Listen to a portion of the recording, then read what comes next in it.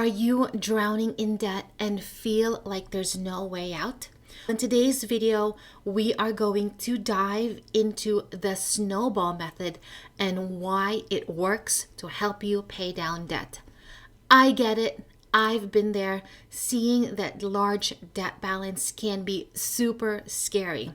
It can also be paralyzing. But in today's video, we are going to break down why the snowball method works so that you can gain the confidence to start your debt-free journey. Thank you for joining me here today at Sisters for Financial Independence. My name is Catherine Agupjan, and I cover money lessons to help you get better with your money. Let's first look at the two most popular debt payoff strategies. The first is the snowball method, and the debt snowball method focuses on paying off your debts from smallest to largest balance regardless of interest rates. You make minimum payments on all debts and put any extra money towards the smallest debt first.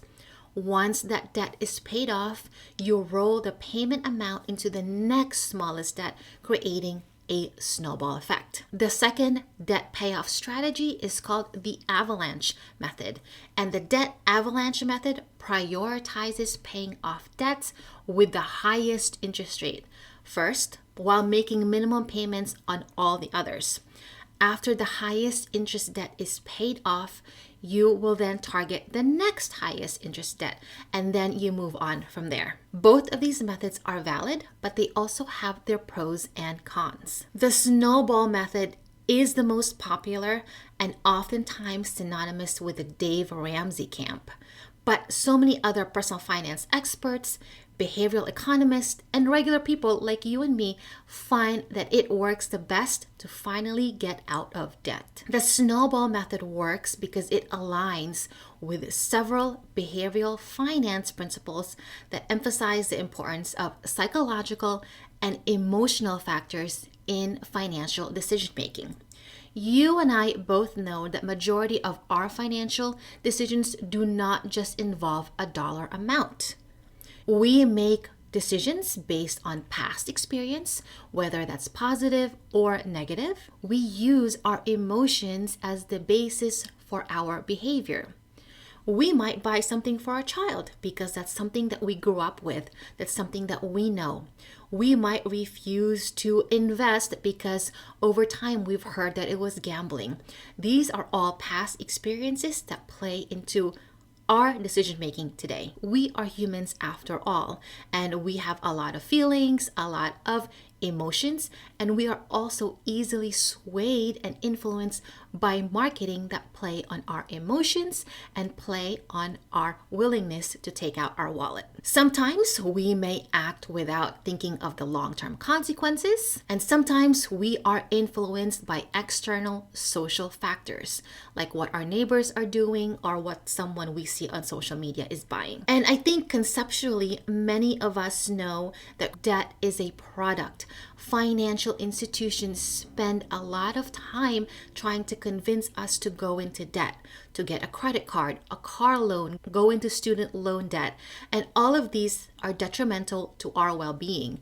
So hopefully following the snowball method can help you finally get rid of debt and change your mindset when it comes to debt. The first principle that we are going to look at is called the positive psychological momentum. Positive psychological momentum is about achieving small wins early on in the process, which builds our confidence and reinforces that behavior. In a study from Harvard Business Review called The Power of Small Wins, authors Amabile and Kramer in 2011 found that small wins in professional tasks increase motivation and productivity.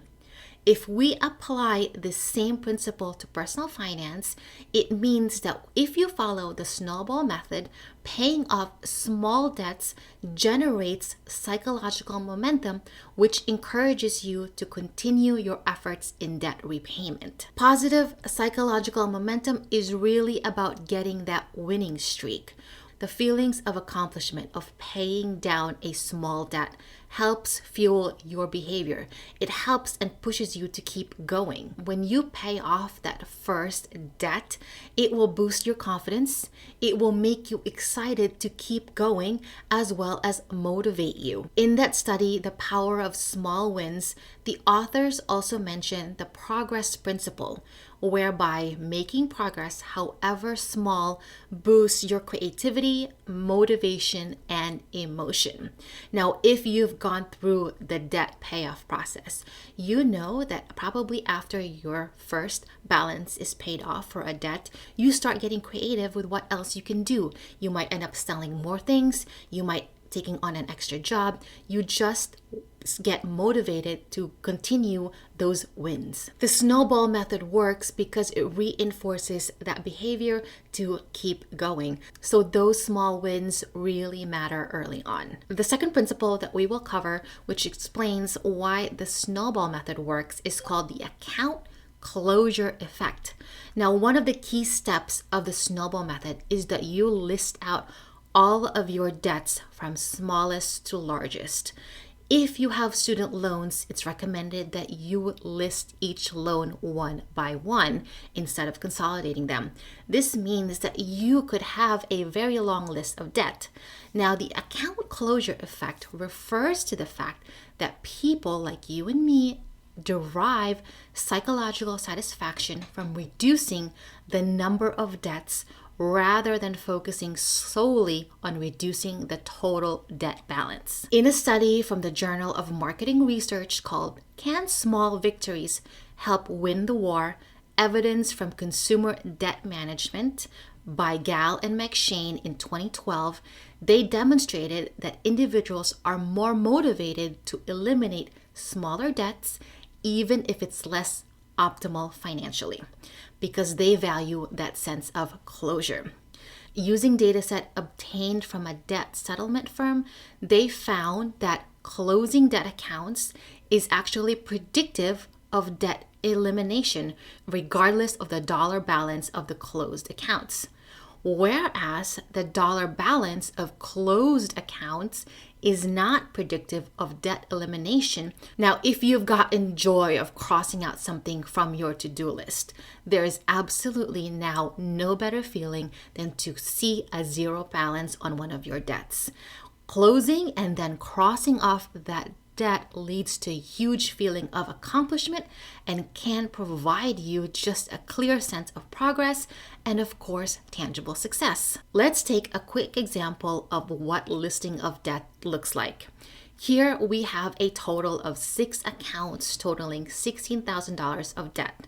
Closing the first account of $500 is absolutely doable and provides you such a quick motivational win.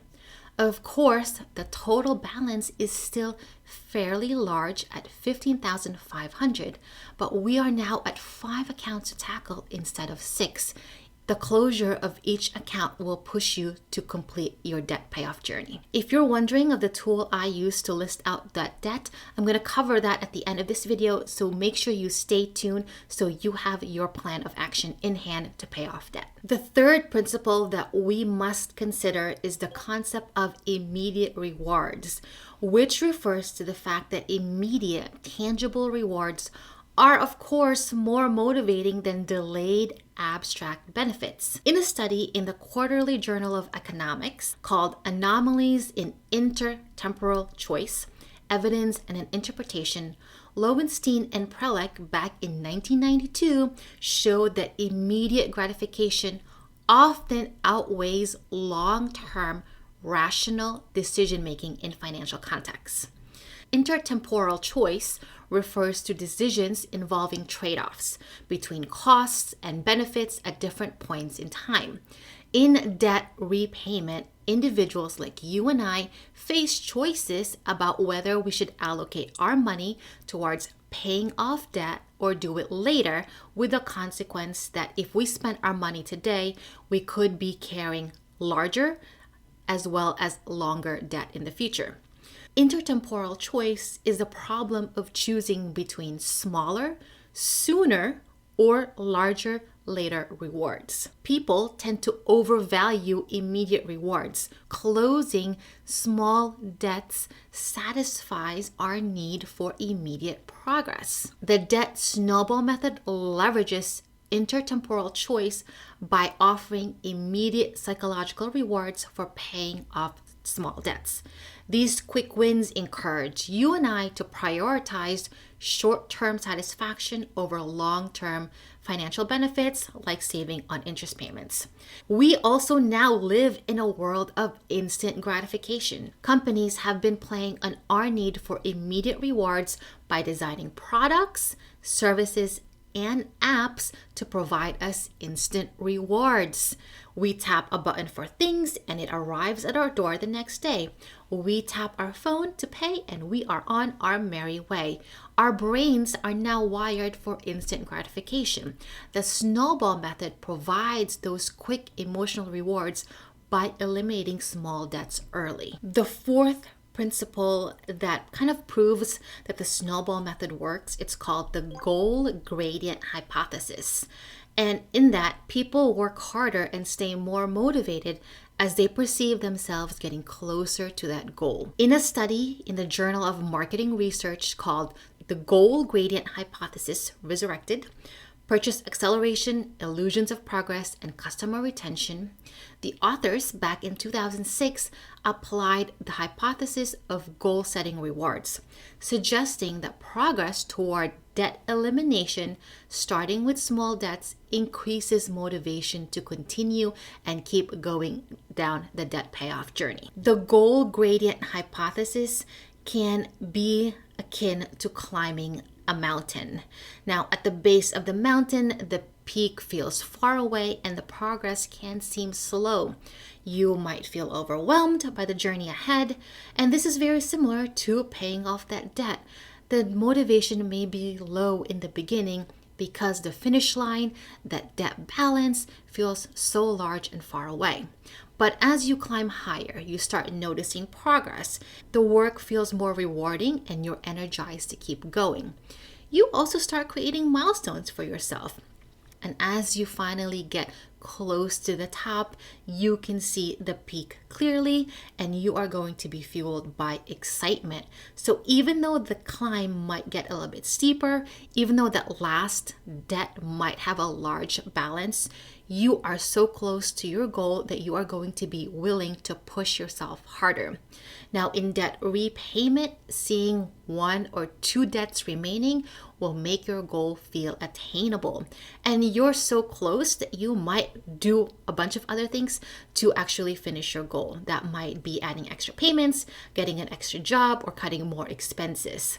And finally, once you've reached the top of the mountain and paid off all of your debt, you can celebrate, you can reflect on how well you've done, and you can pause and view and enjoy your great accomplishment. Finally, paying off debt provides so much emotional, mental, and physical satisfaction. So do not forget to take a deep breath once you've reached your goal, and then figure out your next goal so that you stay on that momentum and stay on your progress to reach financial independence. The fifth principle that we are going to look at is called loss aversion. And we as humans strongly prefer avoiding losses over acquiring equivalent gains.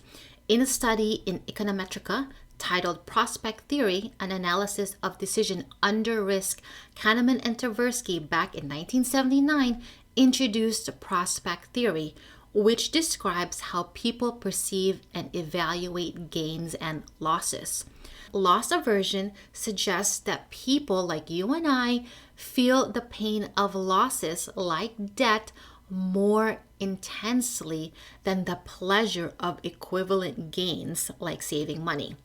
Debt is psychologically framed as a loss, which causes stress and motivates action to eliminate it. This explains why many people prioritize paying off debt even when saving or investing could provide better financial outcomes. Prospect theory also mentions other concepts that shows that debt is not just a financial issue, it is a deeply psychological one. By aligning repayment strategies with human behavior, you and I can better manage our finances and achieve our goals. The final behavioral principle we will look at is termed commitment devices, and it is about structuring actions that locks us into specific behaviors that can help us achieve our goals. This principle comes from the study from the Journal of Political Economy called Save More Tomorrow, using behavioral economics to increase employee savings. And in that study by Thaler and Benartzi in 2004, they demonstrated how commitment devices like automatic savings plans leads to better outcomes. The Snowball method serves as a psychological commitment device, focusing on manageable steps to sustain adherence to a repayment and debt payoff plan. A big reason the Snowball method works is that it is easy to follow. There are no complicated rules, no complicated math, and no complicated decisions that need to happen. You list all of your debt from smallest to largest, regardless of the interest rate, and you work to pay off the smallest balance first. You still have to pay the minimum on all of your other debt, but you work on closing and paying off that smallest balance.